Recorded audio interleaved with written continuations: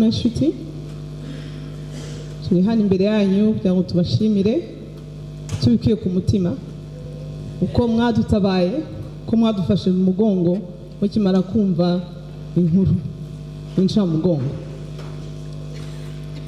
kuva kwa kane cyangwa kwa gatatu bamwe muri mwe kwa kane muri kumwe natwe muduhoza mutubwira amagambo adukora ku mutima kugira ngo tubashimire muri aka kanya ariko nifuzaga kuganirizana kuko ntabwo nigeze mbona uko musezera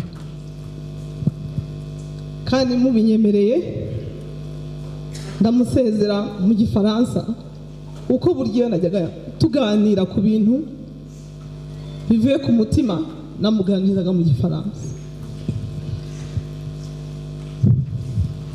Tu nous quittes bien trop tôt, Alain. La vie devait nous réserver encore tant de surprises, tant de moments à vivre ensemble, à 2, à 4. Cela fait 29 ans que tu partages ma vie. Depuis nos premiers jours à Louvain-la-Neuve, jeunes étudiants pleins de rêves, jusqu'à aujourd'hui, il n'y a pas eu une seule minute d'ennui. Ton énergie débordante, tes rêves sans limite, ta passion pour la musique, pour les plus démunis, la politique, les débats sur tous les sujets, tout cela a rythmé notre quotidien. Tu t'en vas, mais tu ne me laisses pas les mains vides. Tu laisses en moi un cœur et une tête remplis de souvenirs merveilleux, de moments partagés, d'émotions intenses. Tu laisses aussi en héritage les valeurs que tu portes haut, une générosité sans borne, une joie de vivre immense, une soif de justice, le goût de travailler, du travail bien fait et cette rigueur, cette discipline, qui nous alignait tous comme à l'armée. Mais ton plus beau cadeau, on est là et Anthony, c'est Nella et Tony comme tu les as chantés dans Martina. Nos deux joyaux, les trésors que Dieu nous a accordés, nous a confiés. Je te promets de les aimer, de les éduquer avec tes valeurs, de faire en sorte qu'ils grandissent en honorant ton nom. Chaque jour, je leur parlerai de toi, de l'homme incroyable que tu étais, de ton amour inconditionnel, de ton désir profond de nous voir heureux.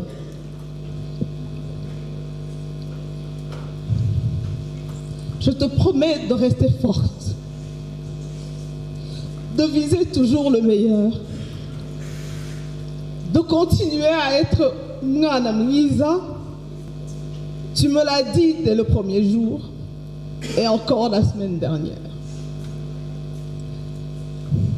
Je te promets aussi d'honorer ton héritage, de prendre soin de ta famille et de préserver les liens d'amitié que tu chérissais tant.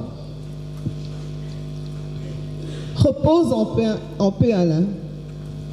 Tu vas enfin rencontrer papa. D'ici, on imagine déjà vos échanges passionnés et vos débats politiques. Embrasse-le fort pour nous. Dis-lui qu'il peut être fier de nous, ses filles et de maman, qui a réussi haut la main notre éducation. Embrasse aussi Mzee na Mukechuru, la famille d'Alice est aimable, Zoé et Kai. Avec eux, tu fais partie maintenant des anges qui de là-haut veillent désormais sur nous et nous donnent la force de continuer à marcher droit ici-bas. Alain, tu avais de nombreux rêves et tu en as réalisé beaucoup. Tu as rêvé de musique, de foot, de venir en aide aux autres, de faire des concerts et de voyager. Tu as dit un jour, petit Moukou deviendra grand. Je peux t'assurer que tu as réussi. Si seulement tu pouvais voir le monde qu'il y a ici pour t'accompagner. Voir le Rwanda entier qui te pleure aujourd'hui. Tu comprendrais à quel point le grand Moukou. Tu es devenu le grand Moukou aujourd'hui.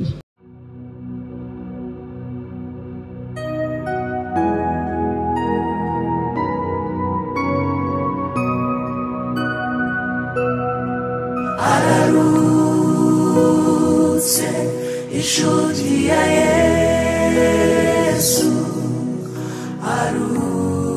arukiye mu gituza cye asinziriye mu rukundo rw'Imana ararutse ararutse umukunzi w'umwami Yesu impumuro nziza ya Kristo yamenyesheje abantu ibyo gukiranuka asoje umurimo we araruhutse amaso yacu yaramubonye amatwi yacu aramwumva yahinduriye benshi kugukiranuka asoje urugendo arataha umugeni wa Kristo ararutse ishuri ya Yesu kunzi w'Imana arukiye mu gituza soje umurimo we asinziriye mu rukundo rw'Imana ararutse ararutse ubuzima bwe n'ubutumwa n'igihamya cy'uko yabanye n'Imana n'urwandiko rwiza yatwandikiye tuzahora dusoma ararutse ubuzima bwe n'ubutumwa n'igihamya cy'uko yabanye n'Imana n'urwandiko rwiza yatwandikiye tuzahora dusoma ararutse soje imirimo ye ararutse ishuri ya Yesu arukiye mu gituza cye asinziriye mu rukundo rw'Imana ararutse ararutse ararutse nubwo amarira atemba ku maso yacu imitima yacu irimbana n'ijuru kubw'ihumure duhabwa na Kristo ko n'urupfu rutadutanya nawe humurizwa na Kristo duhabwa na Kristo ntacyadutanya nawe ntacyo rutadutanya nawe tuzahumurizwa na Yesu duhabwa na Kristo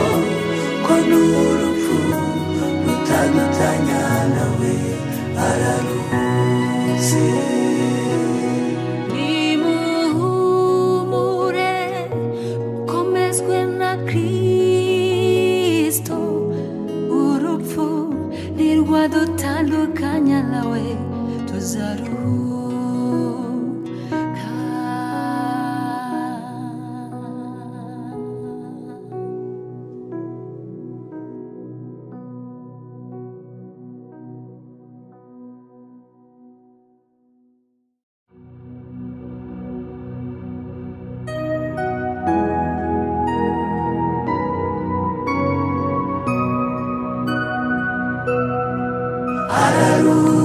Ararutse inshuti ya Yesu, arukiye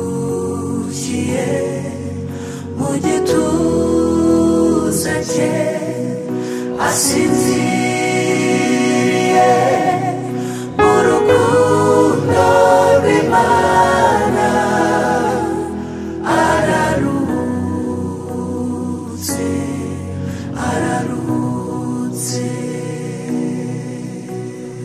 Umukunzi w'Umwami Yesu, impumuro nziza ya Kristo yamenyesheje abantu ibyo gukiranuka, asoje umurimo we araruhutse.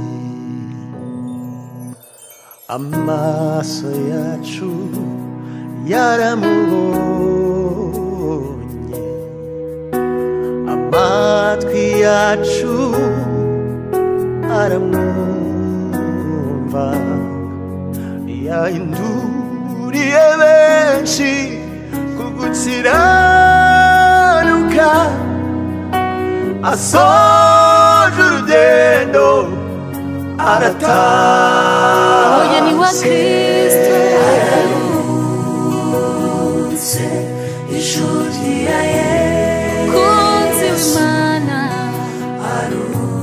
arukiye mu gituza soje umurimo cye, we asinziriye mu rukundo rw'Imana. Ararutse, ararutse. ubuzima bwe n'ubutumwa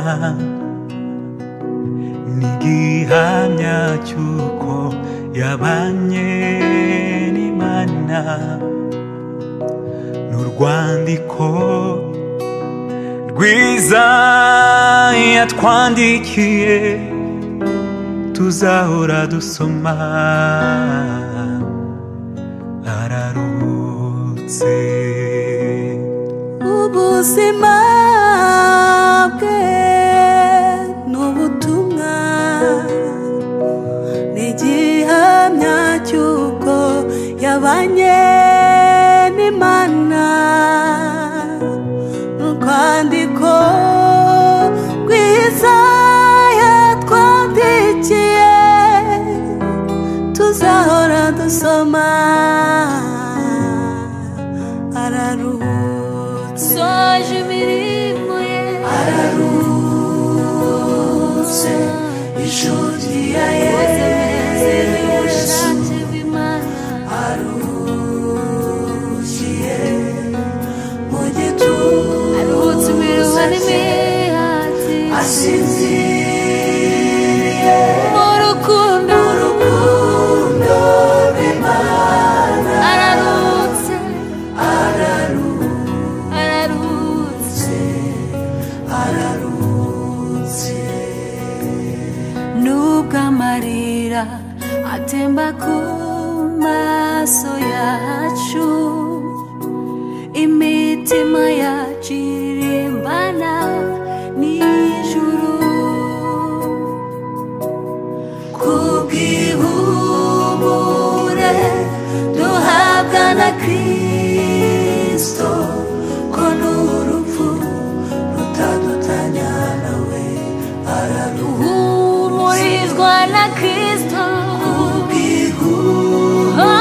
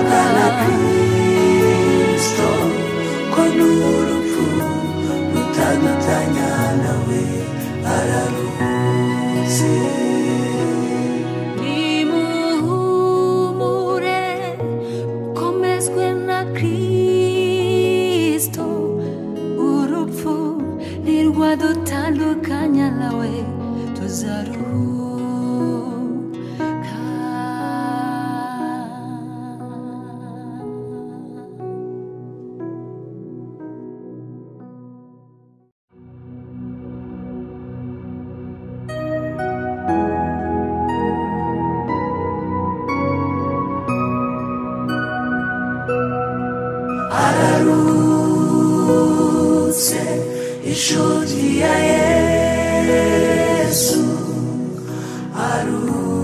arukiye mu gituza cye asinziriye mu rukundo rw'Imana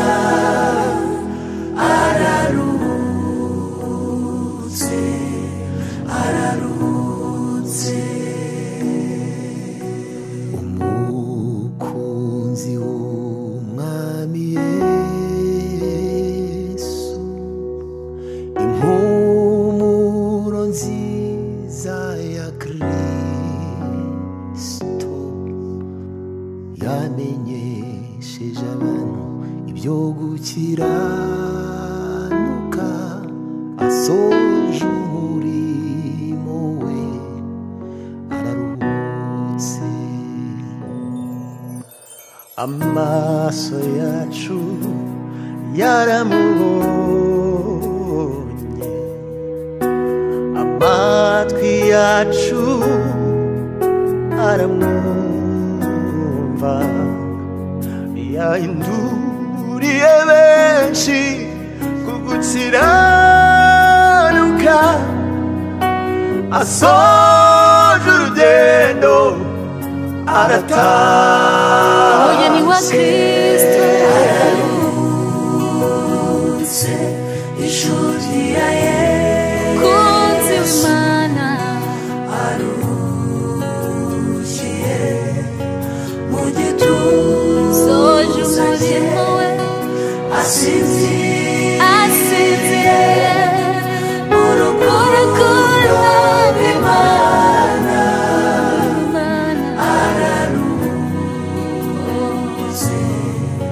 ararutse ubuzima bwe n'ubutumwa n'igihamya cy'uko yabaye